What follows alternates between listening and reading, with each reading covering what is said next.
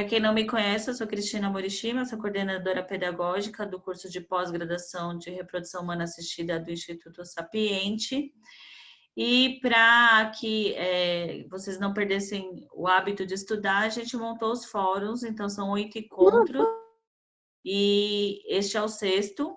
O tema de hoje vai discutir sobre a técnica Assisted Hatching, para fazer transferência de embrião descongelado, que é algo que a gente discute muito no dia a dia. Então, hoje a gente tem 2 ex-alunos discutindo o tema. Então, quem vai fazer o conceito aí, falar, na verdade, 3 ex-alunos. Quem vai conceituar o termo de transferência de embrião descongelado, Assisted Hatching, é a Caísa, e vai falar um pouquinho a favor. E a Juliana Ribeiro, também ex-aluna do SAP, também vai falar sobre os contras do Assisted Hatching. E o Dr. Luiz vai dar aí as discussões, as considerações finais, fazer o julgamento final do assunto, baseado na experiência dele. Como sempre, vocês se apresentem, fala que ano vocês foram alunos do Sapiente. Agora eu vou passar a palavra para a Caísa, que ela vai iniciar o tema de hoje. Fica à vontade, Cá, a tela é sua, compartilhe a hora que você quiser. Seja bem-vinda ao nosso fórum. Muito obrigada, Cris. Obrigada pelo convite, né, em primeiro lugar. É uma honra poder voltar a participar do Instituto, né. Então, eu sou biomédica, me formei há 10 anos. E 6 meses depois da minha formatura já entrei para a reprodução, já comecei a trabalhar em clínica de reprodução assistida, mas mais na parte de análises clínicas. E aí me apaixonei, né? Quem não se apaixona, né, quando entra nessa área? Me apaixonei pela reprodução e aí fui atrás de me especializar, né? Conheci o Pérola, enfim, e fiz a especialização do Sapiente em 2015, durante o ano de 2015. E hoje estou aqui para falar um pouquinho, então, para vocês sobre o Assisted Hatching, na transferência do embrião descongelado, e um pouquinho sobre a parte dos benefícios, né? Vou compartilhar minha tela, vocês me avisam se deu certo.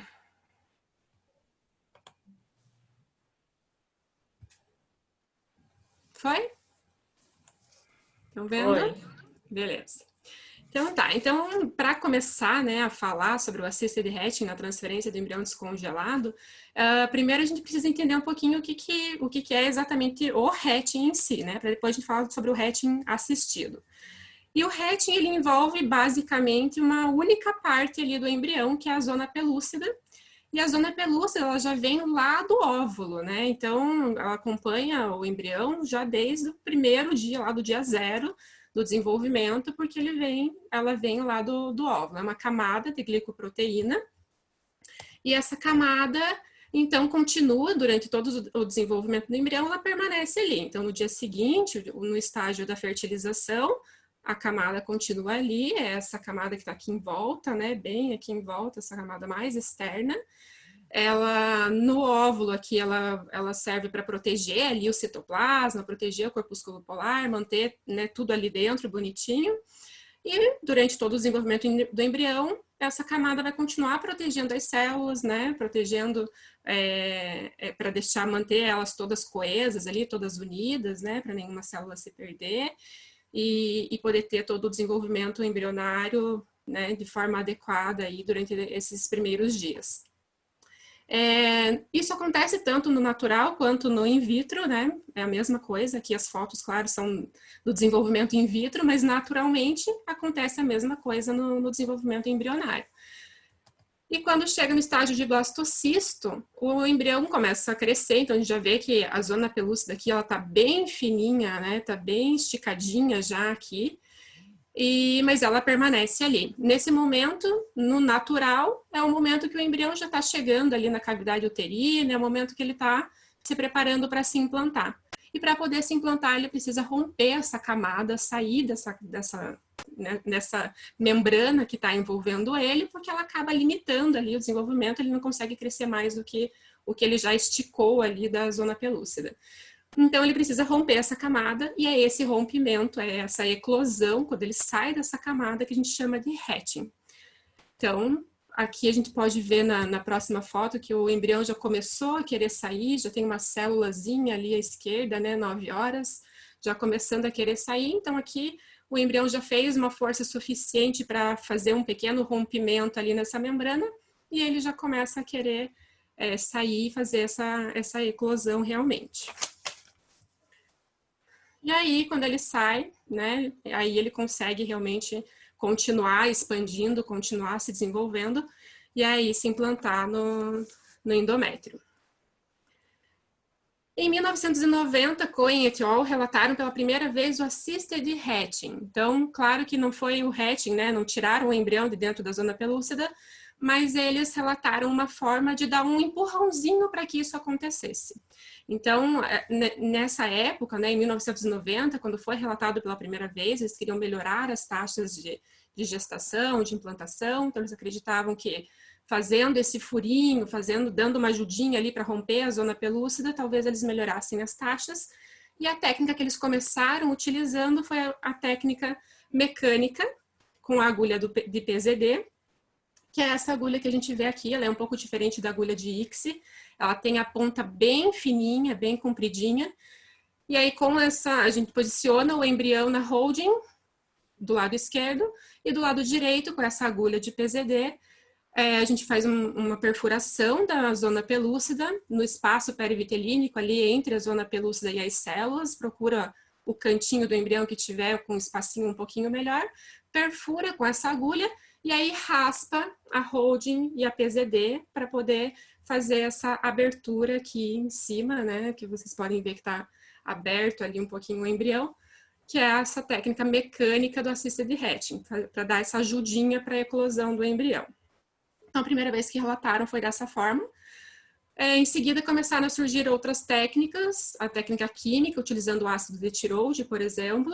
Então, mesma coisa, posicionava o embrião na holding, e do outro lado, com uma agulha um pouquinho diferente, colocava o ácido ali dentro, né, sugava o ácido ali para dentro e jogava lentamente ali num pontinho da membrana, para essa membrana se diluir ali, se desfazer naquele ponto e o embrião conseguir sair por ali. Outra técnica utilizada também é a técnica térmica, que é a técnica que a gente utiliza o laser, que é a técnica mais utilizada atualmente.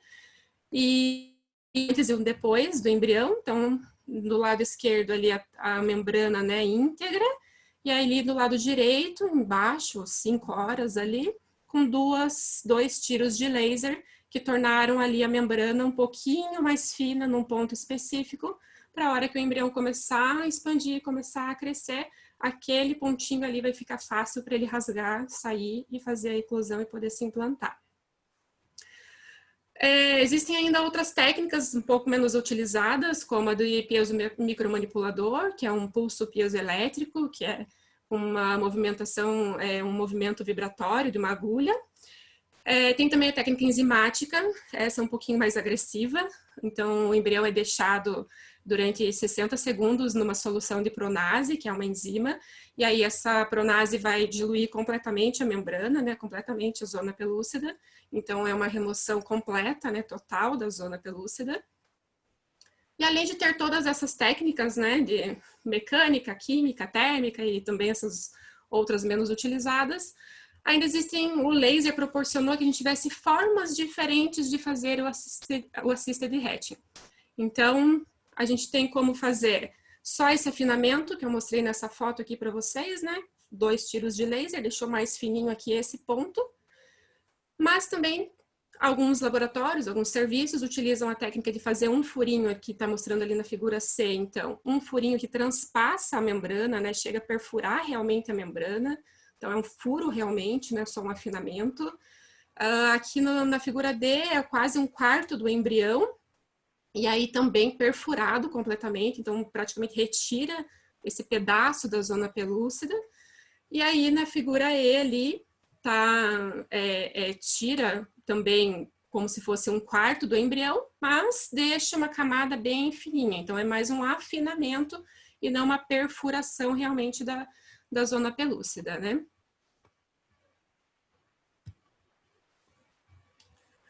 E aí, então, agora entrando um pouquinho na questão dos motivos de por que fazer o assisted hatching.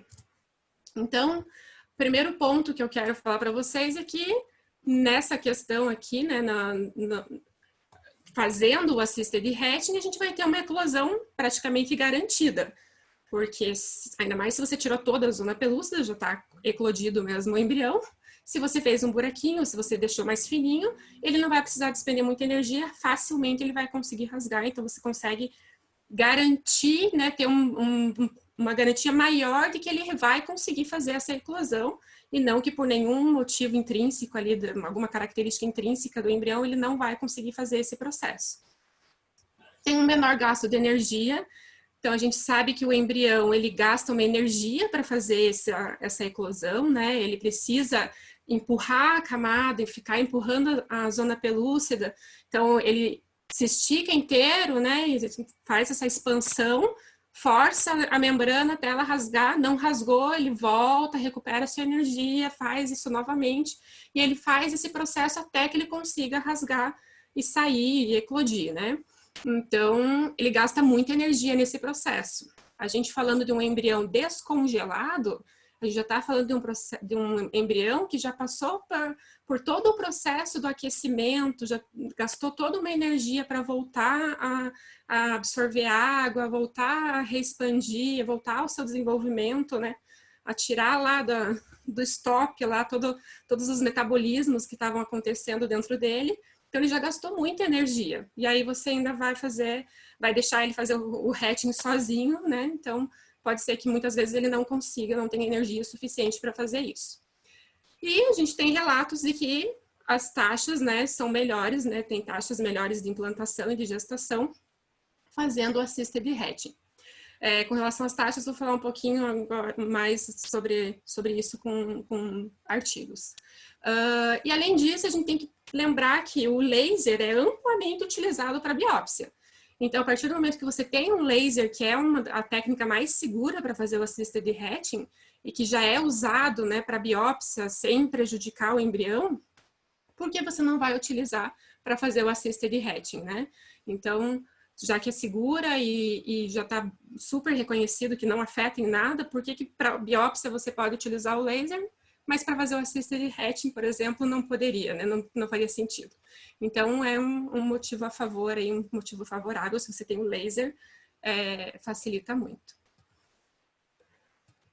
Além disso, então trouxe aqui algumas referências, alguns artigos, então, que falam que o congelamento, né, a criopreservação, ela pode sim tornar a zona pelúcida mais espessa ou mais dura.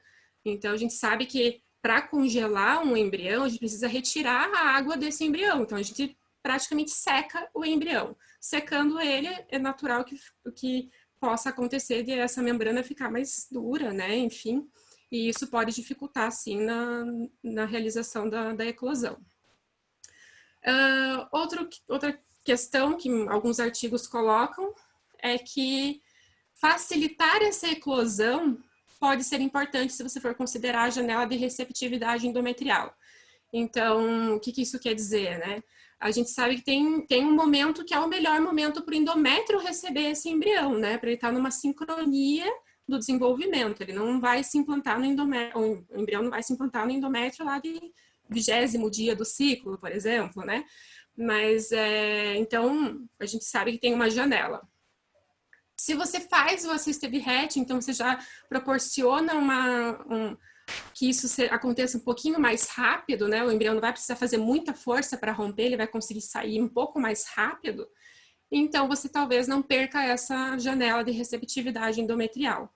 Se você não fizer, pode ser que ele precise fazer esse processo de expansão e forçar a zona pelúcida para romper várias vezes e perca o momento ali exato de conseguir fazer a eclosão e se implantar.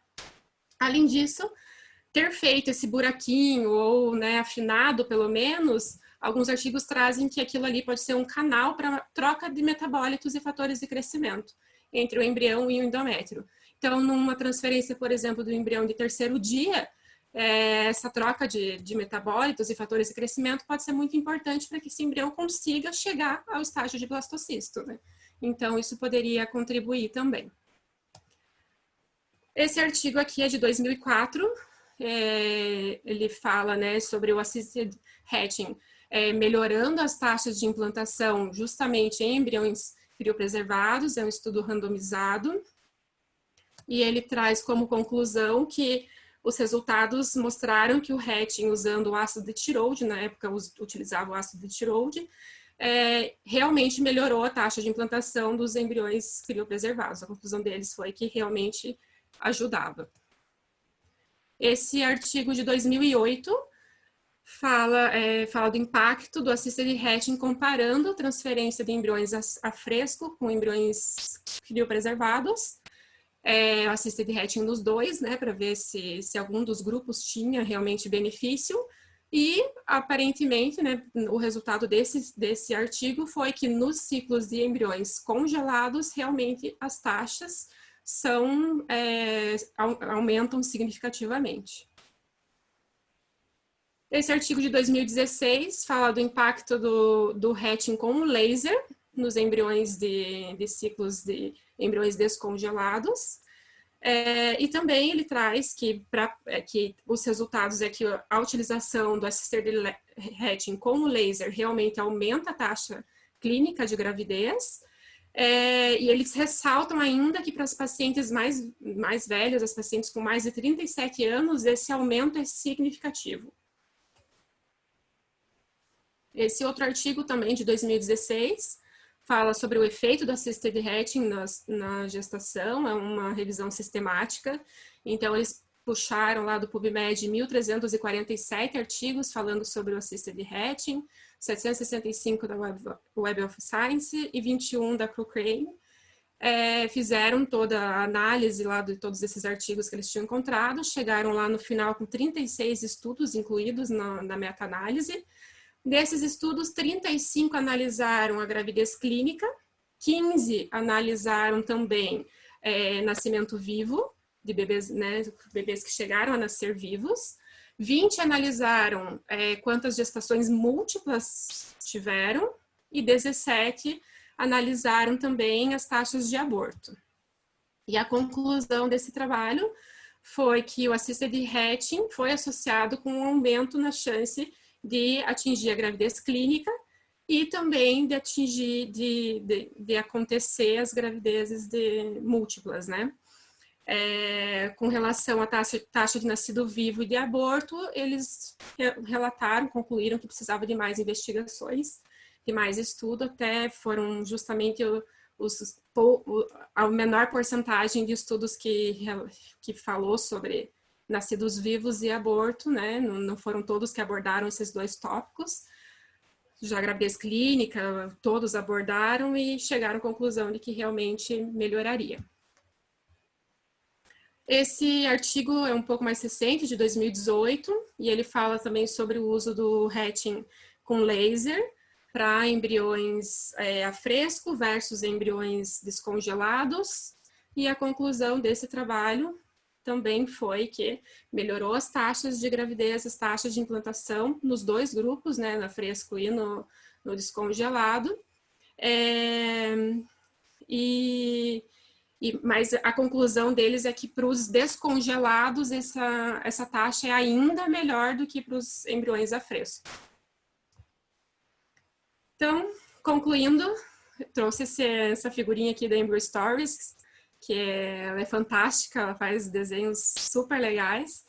E resumindo exatamente isso, né? O embrião, ele vai precisar sair da zona pelúcida em algum momento, né? Para se implantar, ele necessariamente precisa sair.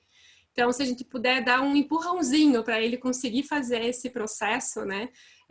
Por mais que a taxa não seja um aumento muito significativo, né? Se a gente conseguir ajudar que uma mulher a mais engravide, é uma família a mais que a gente ajudou a construir, e isso pode fazer toda a diferença no mundo daquela família ali, né?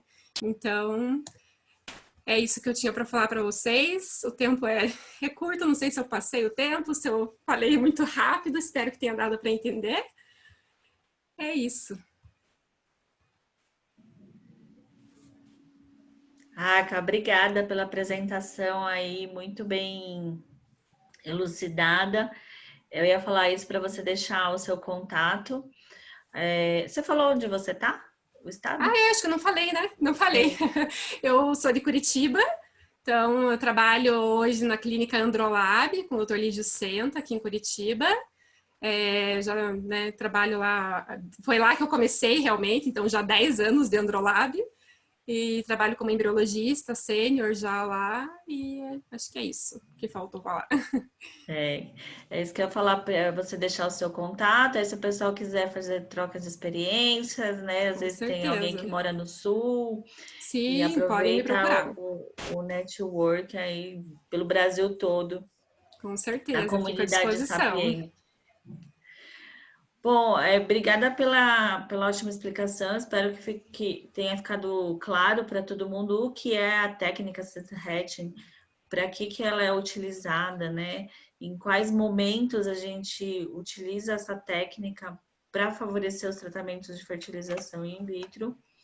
E a Caís expôs um pouquinho os pontos a favor da técnica.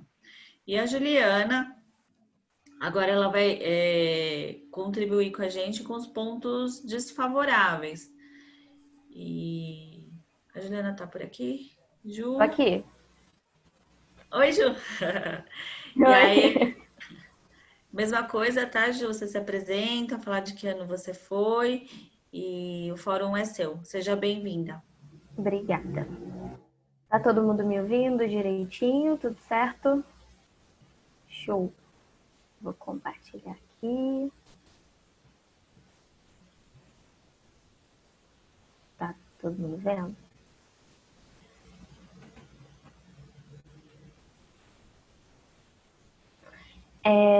Então, gente, oi. Meu nome é Juliana, eu sou biomédica, eu sou do Rio de Janeiro. Então, vocês vão ouvir muitos chiados por aqui. Não tem como, não. Gente, vou dar uma editadinha aqui só porque ficou com a passagem. Já vou dando um spoiler para vocês, tô brincando. Então, assim, eu sou biomédica, como eu disse, fiz o Sapiente ano passado. Mas o quê? Já sou do Rio, mas queria ser de São Paulo. E aí me deixaram essa missão de falar mal do Assistant Hatching hoje com vocês. Mas, assim, com todo respeito, vou falar sobre as desvantagens. Acabou que tá com a passagem do slide, eu acho que eu não consegui tirar. Mas vamos lá. Então, assim, para começar, como a colega bem disse, que é uma técnica que envolve fazer realmente essa abertura na zona pelúcida, né, do embrião, onde o método mais utilizado hoje Ju, seria... Oi? Ju, só vou te Oi? interromper um pouquinho. Você não quer tirar o fone? O pessoal tá falando que tá meio abafado o som. Acho que talvez se você falar sem o fone, acho que fica melhor. Melhorou? Melhor. Ficou melhor? Gente, tá dando spoiler aqui do meu slide. Como é que tira? Desculpa, Acho gente. que vai ali em cima em animações. Acredito que ali tem um lugar que tem um tempo ali. Mas não tá habilitado. Ó, Desculpa, em transições, na verdade. Coloca ali em transições. Aí, agora ali no cantinho, após, daí tem um tempinho ali. Desmarca aquela opção. Tá escrito aplicar com o mouse. Isso aí. Deixa assim beleza. que aí vai dar certo. Ai, obrigada. Imagina, de nada. Então, gente, voltando. Como foi muito bem explicado, então essa técnica ela faz, né, essa abertura na zona pelúcida do embrião. E hoje em dia o método mais usado é o com laser. E não foi, menina. Mas eu vou aqui, vou na fé. Então, a gente sabe, dentro do laboratório, que qualquer manipulação que a gente faça no embrião in vitro, né? Qualquer interferência que a gente faça, isso vai envolver algum risco. Então, começo de uma desvantagem seria essa. Então, primeiro, a gente precisa de um profissional capacitado. Não que um profissional capacitado seja uma desvantagem, mas assim, esse profissional ele precisa ser muito bem treinado, ele precisa entender muito bem o embrião, ele precisa entender muito bem a morfologia e tudo mais. Então, ele precisa de um treinamento bem intensificado para ele poder fazer bem feita essa abertura no embrião e, enfim, na zona pelúcida e não acabar acertando o embrião e danificando e invalidando. Meu segundo ponto seria a epigenética. Então, até que ponto esse laser na zona pelúcida seria seguro, sabe? Será que existe alguma maneira de alterar epigeneticamente aquele embrião e a criança que vai surgir daquele embrião depois? Então, a Caísa falou de formas diferentes de abrir, né, a zona pelúcida. Então, assim, outro ponto seria o tamanho e o local dessa abertura. Então, assim, se existem formas diferentes, será que a gente não está abrindo mais possibilidade para a gente danificar aquele embrião? Falam que, né, o ideal, acho que a maioria das clínicas fazem abertura de pelo menos 25% da zona pelúcida, ou um pouquinho menos. Mas será que a maneira que eu observo 25% da zona pelúcida é a mesma maneira do que o meu amigo embriologista do meu lado, que faz o hatching também, enxerga? Então, isso fica um pouco... meio que entra naquela questão da morfologia, sabe? Que é diferente de mão para mão dos embriologistas.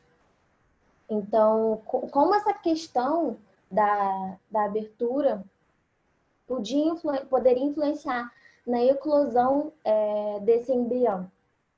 Como que isso poderia interferir? E aí que eu entro assim, num ponto principal da desvantagem do assistant hatching no embrião, que seria a associação entre o uso do assistant hatching e da gravidez de gêmeos monozigóticos. Então, assim, ela seria essa gravidez de monozigótico seria gerada por uma eclosão anormal desse embrião, igual está na fotinho, onde esse embrião acabaria meio que ficando preso e se dividindo e formando dois embriões iguais a partir de um. Então, assim, não é o nosso objetivo como embriologistas, né? O nosso objetivo é que as nossas pacientes tenham bebês, mas de uma forma segura, né? A gente quer que a nossa paciente tenha um bebê em casa, mas da forma mais segura possível. E assim, uma gestação múltipla monozigótica não é uma gestação segura. Então, a gente pode ter aumento de mortalidade, aumento de morbidade infantil, maior risco de parto prematuro, baixo peso ao nascer, malformação congênita e morte infantil. Será que a gente quer realmente que a nossa paciente tenha a possibilidade de passar por isso? Sabe, tem um estudo que ele fala que o assistant hatching apresenta risco de... É uma questão, né? O assistant hatching apresenta risco de gemiação monozigótica em gestações concebidas por FIV. Foi um estudo caso-controle que utilizou dados da Sociedade de Tecnologia de Reprodução Assistida. Ele encontrou uma associação, sim, entre o assistant hatching e a gemiação monozigótica. Então, esse estudo incluiu dados de 35.503 ciclos com transferências de embriões e ele comparou, né, os casos de gravidez múltiplas e gravidez únicas e depois de ajustar alguns parâmetros como idade, número dos embriões, ciclos anteriores, criopreservação, diagnóstico de infertilidade e tudo mais, a gestação gemelar de monozigóticos, ela foi 3 vezes maior, mais provável, com as pacientes que fizeram assistant hatching do que as que não fizeram. Então, assim, para concluir,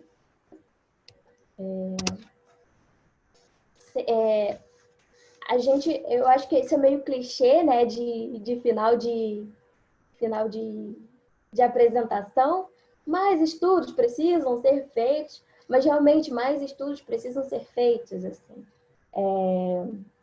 Porque a gente precisa saber qual seria o real efeito que o assisted hatching ele possui sobre o embrião. E a gente precisa elucidar esse risco sobre o que isso sucederia, sabe? Até porque, volto a dizer, se o nosso objetivo é dar uma família, uma criança saudável e a felicidade de um bebê em casa, por que a gente usaria uma técnica que poderia até gerar uma gravidez? Tanto que todos os artigos que a colega citou, eles sempre falam sobre gravidez, sobre taxa alta de implantação, taxa alta de gravidez. E aqueles que falavam sobre nascidos vivos ficavam um pouquinho tipo, ai, vamos botar esse score aqui do ladinho, vamos falar um pouco menos sobre isso. Então, assim, a gente poderia gerar uma gravidez na paciente, mas por que a gente geraria essa gravidez e poderia, posteriormente, a gente gerar uma possibilidade dessa gravidez ser de risco, a gente colocar nossa paciente em risco e da família sofrer uma perda, por exemplo. Imagina, a gente sabe que as nossas pacientes, elas passam por muita coisa para chegar até a gente, sabe? E elas acabam depositando muito da esperança delas na gente, naquele procedimento.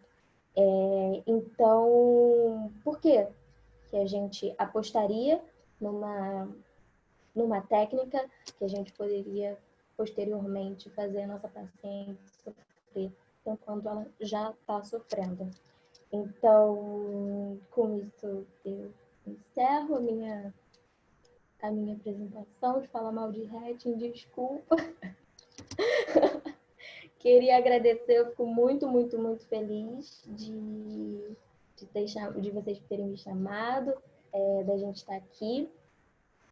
Eu vou deixar disponível no meu Instagram, que eu acho que é o que eu mais uso, que é o meu pessoal, que é o Jurib. E o Biomedicina Avante, que é um projeto que surgiu no meu coração na quarentena. E vou usar 2 minutos para poder me promover. Tô brincando, Cris. Mas o Biomedicina Avante, assim, foi uma coisa que, assim, antes de admitir realmente que eu sou embriologista, eu tive que admitir realmente que eu sou biomédica. Eu tenho 23 anos, então, assim, é um pouco complexo tanta coisa para uma pessoa de 23 anos. Então, para admitir que eu sou biomédica, para mim mesma, eu fiz o Biomedicina Avante, que, assim, é um projeto onde eu estou postando resumos, posto artigos científicos que eu tenho lido. Ontem eu fiz uma live com uma aluna da Cris, da Liga Acadêmica da Unicid, que foi sensacional, de reprodução. Então, é isso. Quem quiser seguir, conversar comigo, a gente está aqui para isso, para se conhecer e compartilhar. E é isso. Obrigada, gente. Muito obrigada, Ju, pela apresentação. Não sei como eu te agora, parei. Foi. Isso. Muito bem colocado aqui pela Ju, né? O Assisted Hatch é uma técnica 100% operador dependente, então apesar de parecer que é só ir lá e dar um tirinho de laser, a gente precisa tomar alguns cuidados para não pegar na célula do embriãozinho. Às vezes ele está expandido, a gente tem que dar um empurrãozinho para não atingir as células do embrião. E a questão dela de o quanto a gente pode prejudicar a célula embrionária, os modelos de laser mais modernos, eles têm feito círculos concêntricos para que a gente tenha o cuidado do tempo de exposição em milissegundos dessa energia. Então, a gente cada vez mais tem essa preocupação realmente de não prejudicar o embriãozinho. O Dr. Luiz, ele vai falar com a gente as considerações finais da técnica na transferência do embrião descongelado, baseada aí nas opiniões pessoais dele, na experiência pessoal. E mesma coisa, doutor, conta para o pessoal a sua história, quando você passou no SAP, fica à vontade. Seja bem-vindo ao fórum, muito obrigada por estar aqui hoje e a apresentação é toda sua. Meu nome é Luiz Guilherme, eu estou no Fertit desde 98. Né? Eu criei o Sapiente, fui um dos primeiros, fiz a primeira turma e dei aula na primeira turma. Fiquei em 2003 em Sevilha, depois 2005 em Barcelona, tive um pouquinho de experiência fora. Então eu conheço um pouco toda a trajetória, quase toda a trajetória do Fertit, de 98 para cá.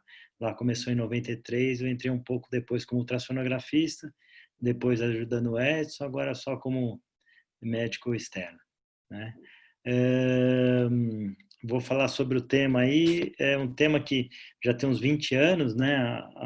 O Fertit foi a primeira clínica no Brasil a ter o Assisted Hatching, né? Então, muitos médicos vinham até para a nossa clínica, porque a paciente queria fazer o Assisted Hatching, então eles iam para lá. Né? No começo, como tudo, né? Trouxe muita expectativa, né? Mas a gente viu que não é uma coisa também de outro mundo e que vai mudar as taxas de uma forma gigantesca, né? Todo mundo fala, aumentou a taxa, aumentou 15, 20, não. Eu acho que na produção humana tudo aumenta 3, 4, 2, 1%, né? E essa soma é que vai dar o resultado melhor da clínica, né? Bom, eu vou bater primeiro nos pontos negativos, depois eu vou falar dos positivos, tá? O efeito epigenético não é uma coisa que me preocupa, porque se houvesse um efeito epigenético importante, nesses 20 anos isso já teria sido consolidado e evidenciado, né? Então não é uma coisa que me preocupa. O treinamento é uma coisa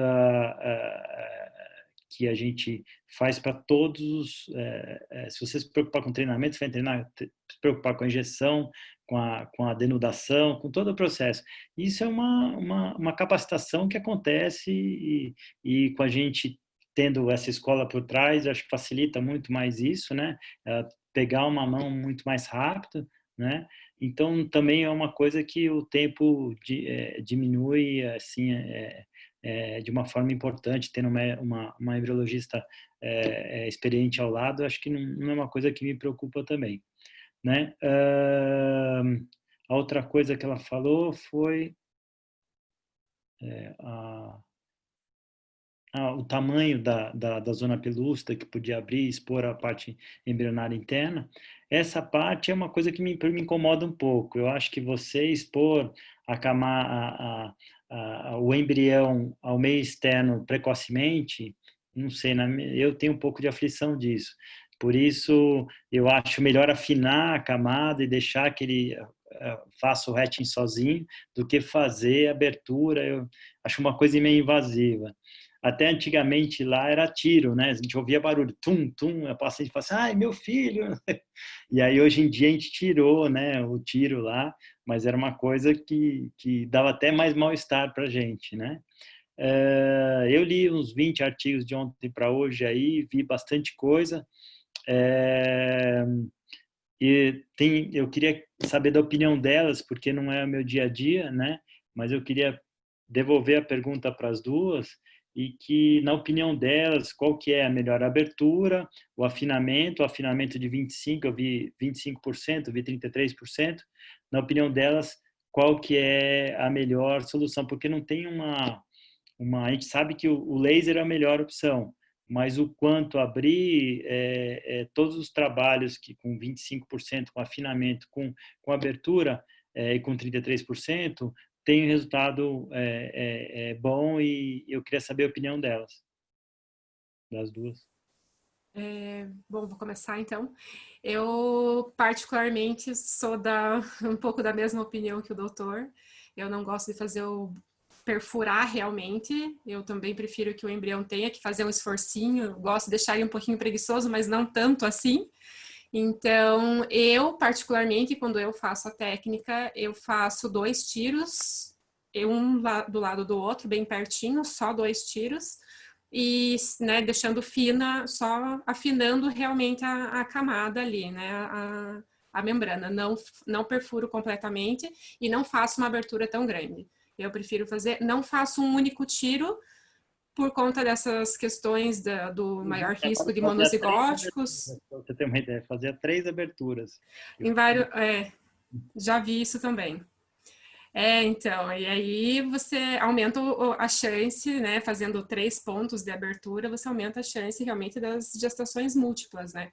Então, eu particularmente não gosto de fazer um único tiro, porque eu acho que aí o buraquinho ficaria muito estreito, né? Então, eu dou 2 tiros, mas só afinando sem perfurar. Você, Juliana? Então, sobre vivência de hatching, eu ainda não tenho, nunca fiz o hatching em si, só que opinião eu tenho. Então, assim, eu acredito no mais natural possível das coisas. Então, assim, eu prefiro afinar a zona, não fazer esses furos em várias partes, como eu disse. Vai que o embrião ele tenta sair, eclodir por todos os lados, e aí como é que fica? Né? A probabilidade dele se dividir ali e virar 2 é maior.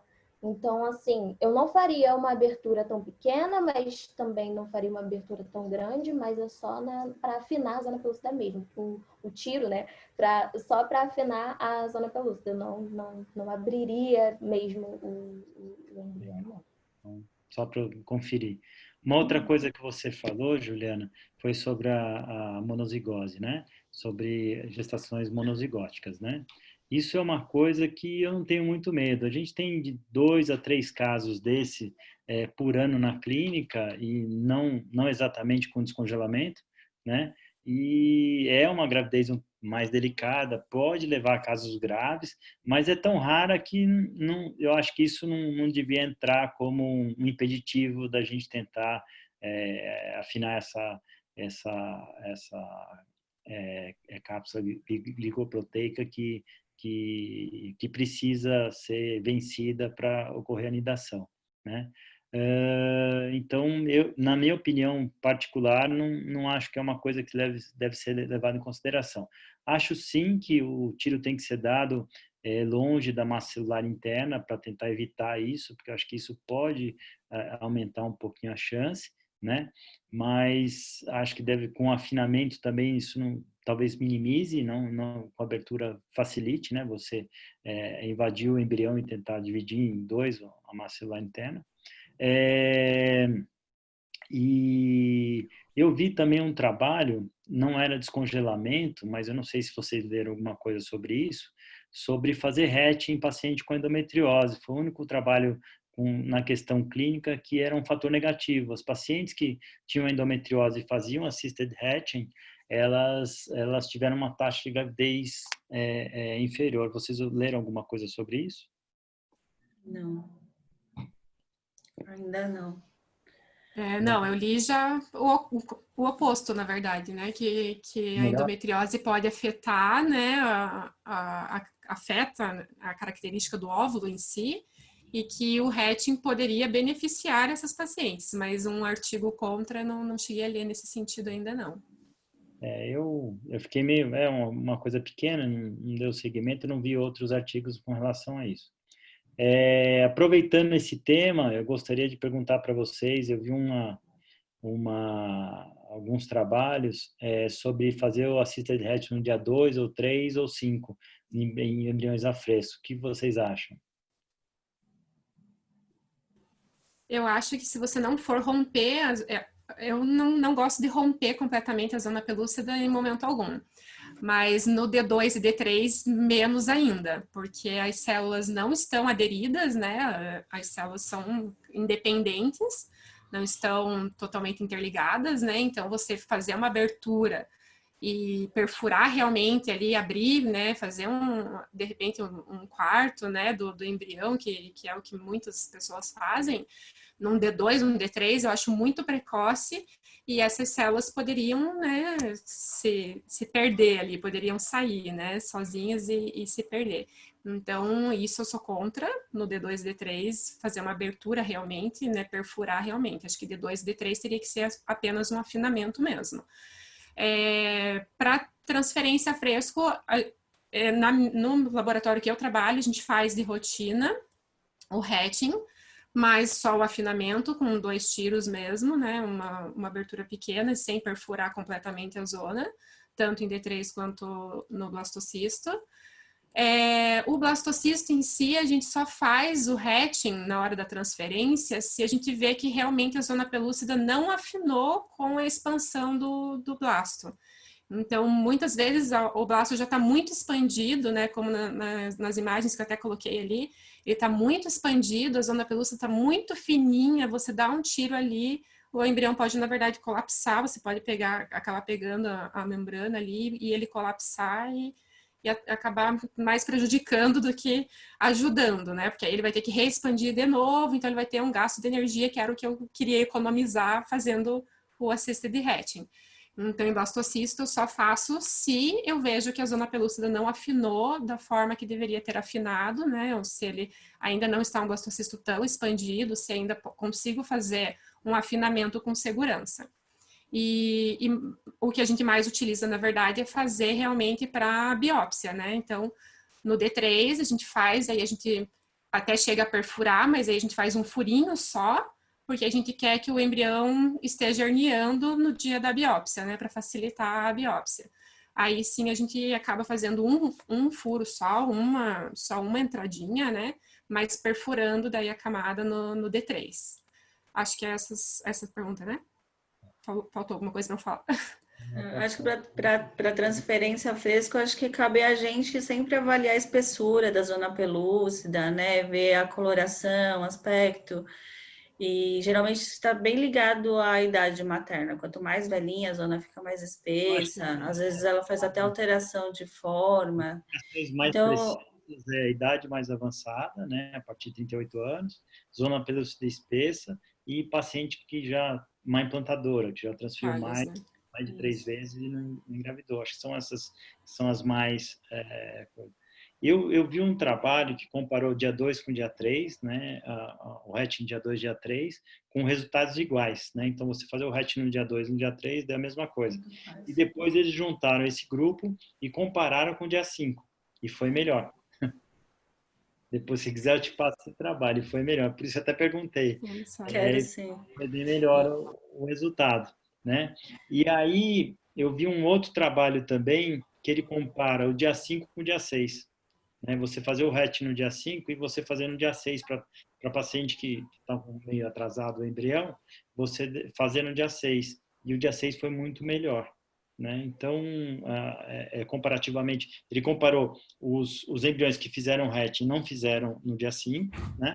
Com embriões que fizeram hatch e não fizeram no dia 5. No dia 5 não deu diferença estatística, mas no dia 6 deu uma diferença estatística importante. Então, talvez seja uma coisa para se pensar. Talvez se ele chegou no dia 6 não fez o hatching ainda, para esse embrião, acho que vale a pena fazer no dia 6. Né?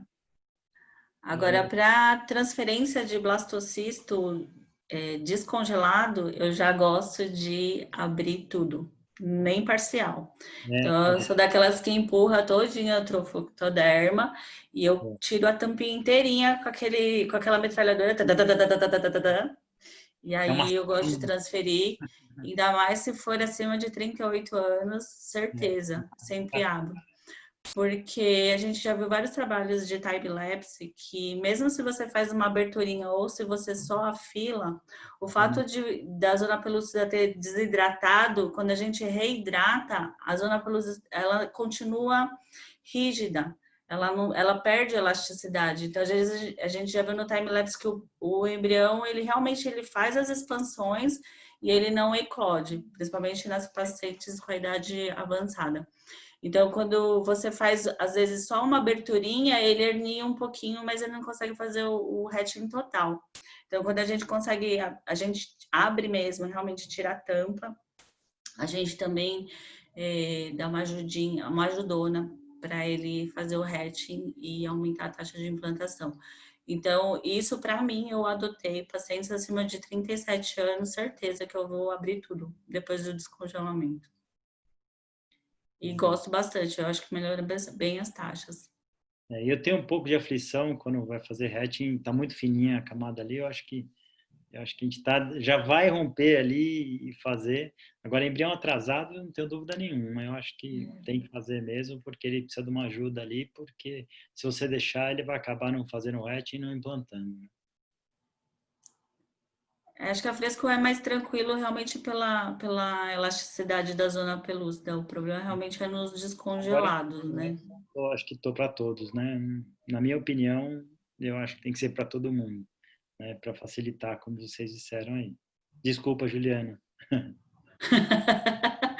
Eu acho que assim, é lógico que quando a gente sempre busca o em vivo ser mais próximo do fisiológico, mas para algumas coisas, as técnicas, as tecnologias têm mostrado que realmente veio para acrescentar aí, né, nas nossas taxas.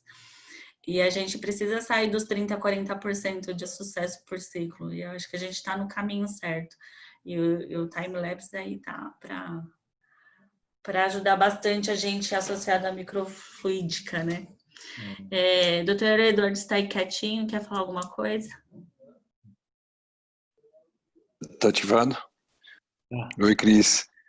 Eu concordo com o Luiz, assim, eu sou um pouco mais temerário em relação à gestação múltipla, sabe? Eu já tive alguns casos, assim, de pacientes que a gente transferiu 2 embriões, não aí no fertility, mas transferiu 2 embriões e ela teve 2 monocoriônicos juntos. Então foi um quadrigemelar, que o paciente evoluiu bem, eram quatro, uma paciente de Campinas, eram 4 moleques, mas nasceram com 32 semanas, então nasceram prematuros, né? E na mesma época, era uma época que estava abrindo, na clínica eles estavam tentando abrir mais de uma janela, fazendo aqueles múltiplas aberturas, né? E teve depois, na sequência, um outro caso de um trigemelar também. Então eu ainda tenho um pouco de receio. Eu acho que para embrião descongelado não tem como a gente fugir do assisted hatching. Mas eu concordo com o Luiz, quando a gente tem uma membrana que já está bem afinada, aquela membrana, eu particularmente não gosto de transferir embrião eclodido.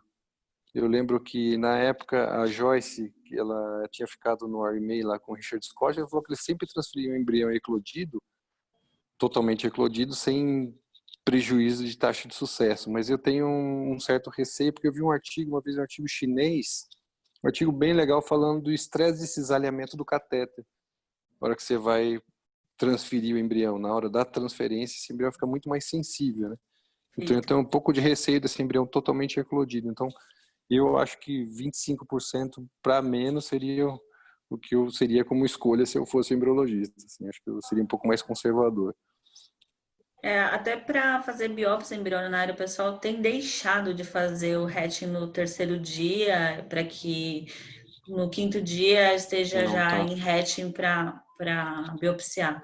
O pessoal está deixando para abrir a zona no quinto dia também. Eu acho que Já a até gente tem. que você vai biopsiar, né? É.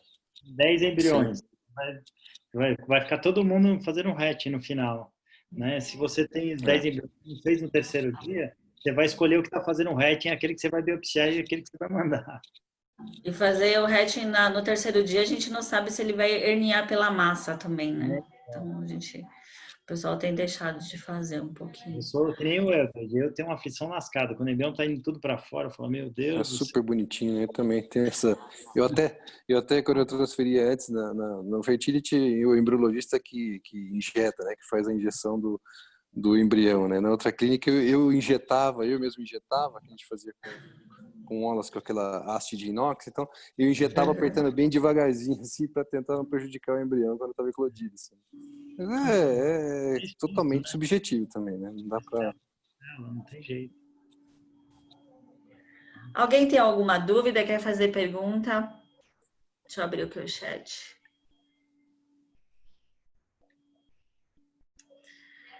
A Flávia perguntou se existem casos específicos para uso da técnica ou é um procedimento rotineiro no laboratório.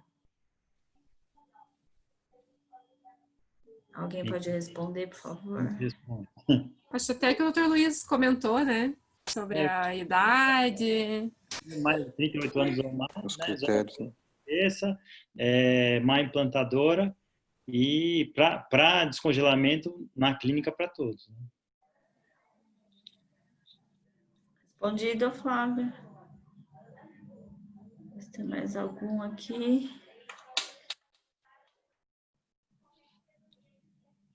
Respondido.